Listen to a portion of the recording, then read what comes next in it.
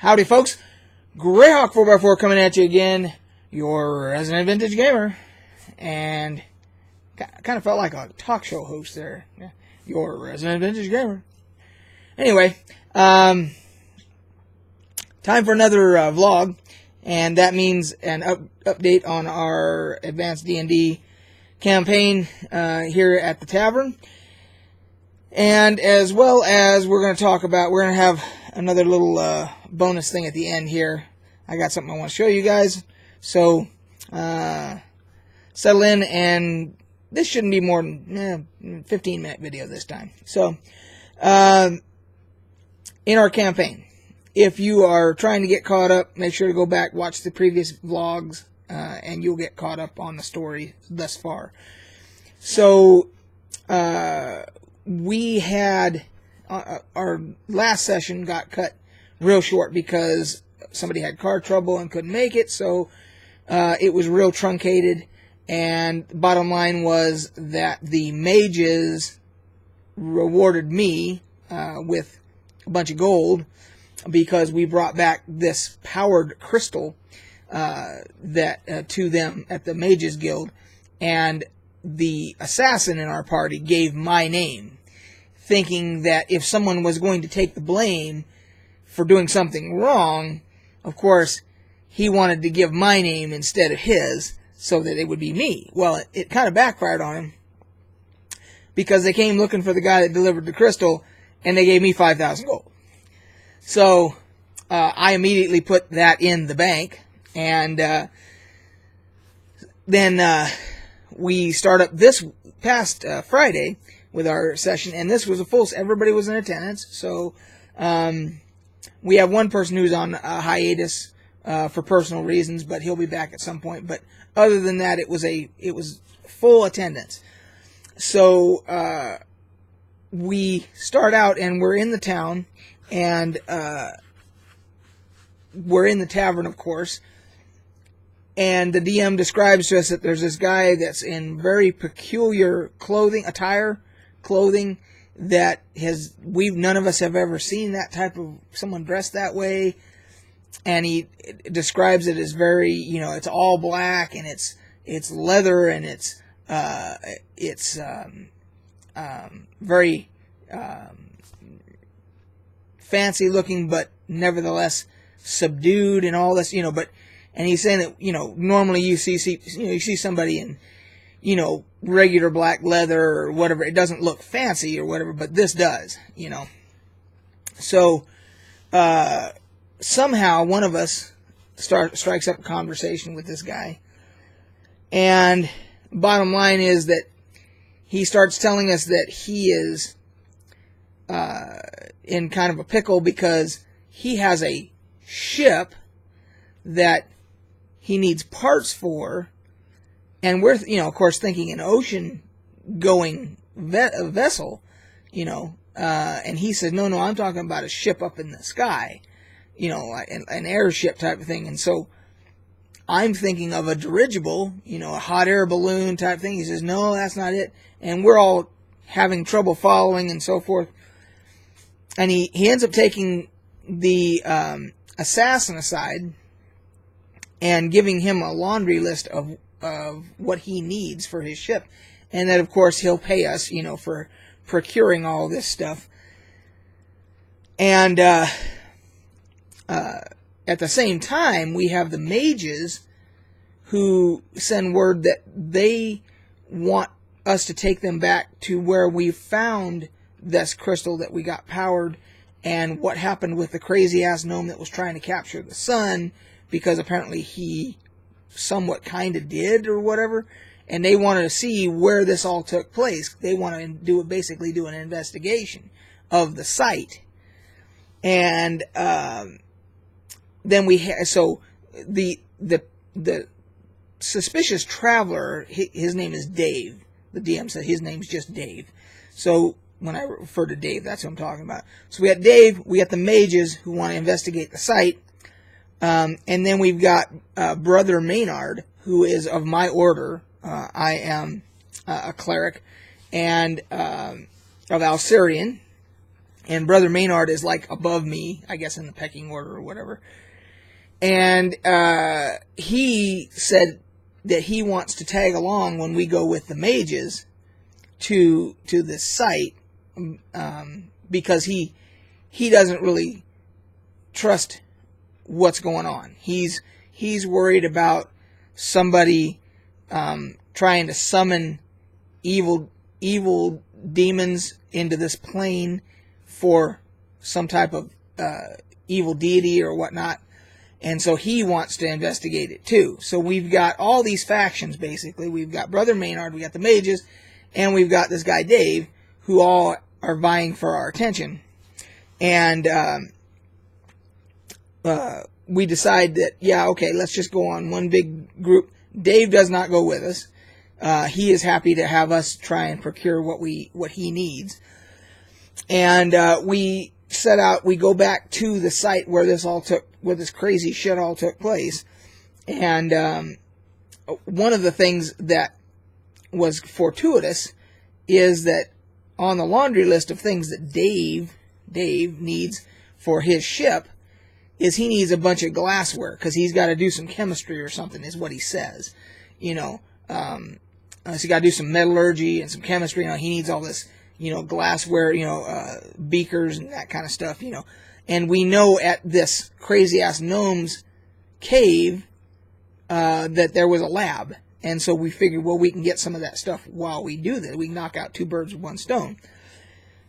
So we all go, and we're trying to recreate for the mages and for Brother Maynard what all occurred here, because they all have an interest for some reason or another. And, of course, we do gather up some of the glassware and so forth to take back to Dave and all that. And, of course, at some point, the assassin, Cal, in our party, of course, has to mention to the mages, hey, now that I know that crystal I brought you guys was actually worth something, and it was very valuable to the city and so forth, aren't we going to get paid for doing that, for that work or whatever? And of course, my character is like, oh, that's a funny looking rock over there, and of course the mages say, well, we've already paid you. We gave the money to, to Clevite. And of course everybody starts looking at me like, yo, what the hell, dude? Where's our money? And I'm like, I'm playing it cool, because I'm like, well, I put it away for safekeeping, and I will divvy it out as Alcerian deems it necessary, and I give each of them, when we get back to town, I give each of them 500 gold. Now, 500 is what I gave to the church for my character being a cleric. He made his donation out of that 5,000. He gave 500 to the church for tithing, and then he gave each of them 500, and that comes out to 2,500, leaving 2,500 in the bank that they don't know about. And his intentions are that he will use that from time to time for some tithing, and then if the party is needing something, a particular magic item, or if they need to res somebody and it's going to be expensive or whatever, it's a pool of money that Clevite, can draw from to help the party. But he doesn't think it's wise to just give all of that money back to them. He's figuring it's well suited to be in his bank and let him divvy it out how he sees fit, And of course I had to say to the group, because the assassin technically stole my character's identity when he gave my name instead of his own. And I say to the table, I say, well, what you guys don't know is that the church charges a penance of 2,500 gold for identity theft. I thought I was pretty funny, but I guess maybe I'm not as funny as I think I am, So anyway, so that's how that went down. They're still the wiser that there's another 2,500 in the bank.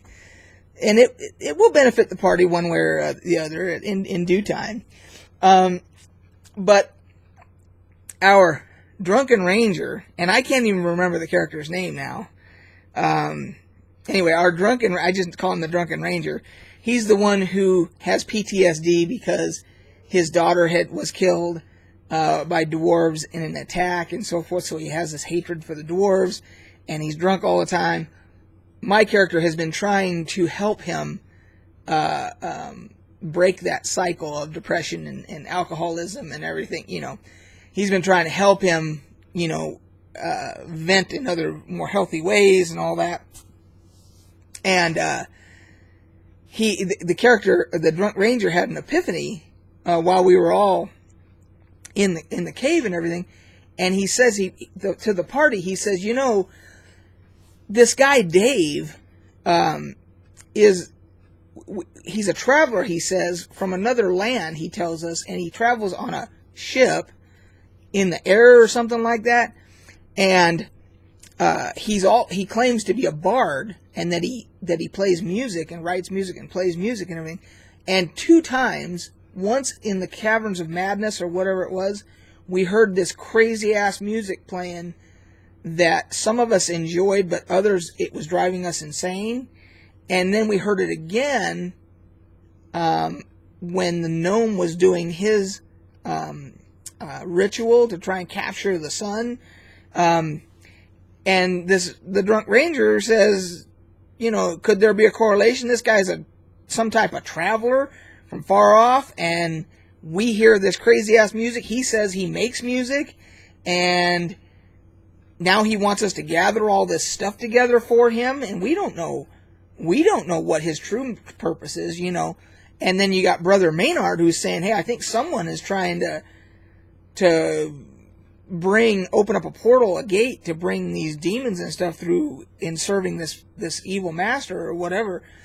And of course the tinfoil hats have to now go on, because it's a big goddamn conspiracy, right? Who's this Dave guy? Is he the one that's causing all the crazy music every time we go someplace and there's bullshit going on?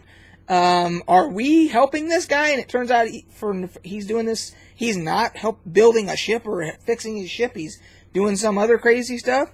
So that's kind of where we left it.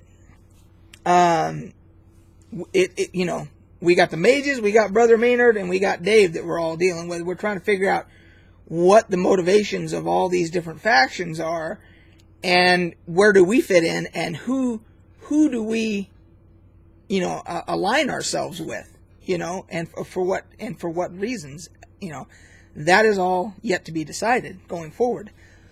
There will not be a game this Friday because our DM thinks that he deserves to go on some thing called a vacation, to some far off land, California, something like that, that he's going to travel to. I don't know what he gets off thinking he gets a vacation, but at any rate, we're not going to have a game this Friday. But that's where that is. That's where the campaign rests right now. The other thing I wanted to talk about real quick is that I've talked about these guys before. They're called the Bards of Greyhawk, and they make music. See if please, there we go. And of course, as you know, World of Greyhawk being my favorite game world, hence my name and my handle and all that. They make music basically that coincides with the stories of the World of Greyhawk modules back in the day. And they even got Jeff D to do the artwork here, and he did a lot of the artwork on the old modules way back in the day. And they do it in a style of actual bards, like you would hear if you were in, say, World of Greyhawk or Forgotten Realms or somewhere. They sound like bards up on a stage that you would expect to be singing and so forth. And they tell the stories through their songs. They just recently released the 2nd volume. And I have not opened it yet because I need to get that closer to see if I can get that to got a lot of glare on it because I haven't opened it yet. But they had sent out a tweet to several of us that promote the world of Greyhawk, the old school world of Greyhawk. And they promoted they sent out a tweet to us that we could get a free download of this album from them. So with full disclosure, I told them, I responded and I said, well, I would gladly take the free download, but I'm going to buy the CD anyway. And I did, and here it is. I ordered it, and it came in the mail yesterday, I think, because I want to support them financially. You know, if I can by doing my part and buying a CD. So yes, I did get a free download of it, just so I could listen to it in the meantime until it came in the mail. And plus, I wanted the artwork and everything, because this one is there's artwork on the back. That's White Plume Mountain, by the way, in case you didn't recognize it. But then there's stuff inside, you know. So I wanted the whole shebang. So I ordered the second CD, and this one has the Giants trilogy, the Drow trilogy, and the Death Queen Mother. Are 3 different chapters in this. I haven't listened to it all the way through. Been listening to the free download they sent me. I've got more to listen to, but I can't tell you how cool this stuff is. When you're gaming and you have this in the background, and it sounds like, especially if you're in a tavern scene, in a situation in your game, and you can have this in the background, these bards singing and so forth in the background. There's spoken word too on these, you know, as they're like telling a story, you know. And I even use it when I'm playing like World of Warcraft. I'll have it on my laptop, you know, kind of in the background, real low, just as background, you know, music and so forth. So I'm not promoting them because they gave me a free download, because I went ahead and bought the CD anyway. I'm just saying that they make good stuff, and if you like old school role-playing and that type of thing, and you want it for your campaign, just Google Bards of Greyhawk, and you'll find their website and where to get the CD and all that. And you can also just order it digitally if you're not old school like me, and you don't need to have the disc, you know. But anyway, that is it for this episode. Like I said, there won't be a game this Friday, so I'm going to do a couple of different types of videos in the meantime. And then the campaign will start back up the following week. I got an unboxing I want to do that's going to be kind of a surprise. And we'll see. I'll figure something else out. And until then, guys, we'll catch you on the flip side.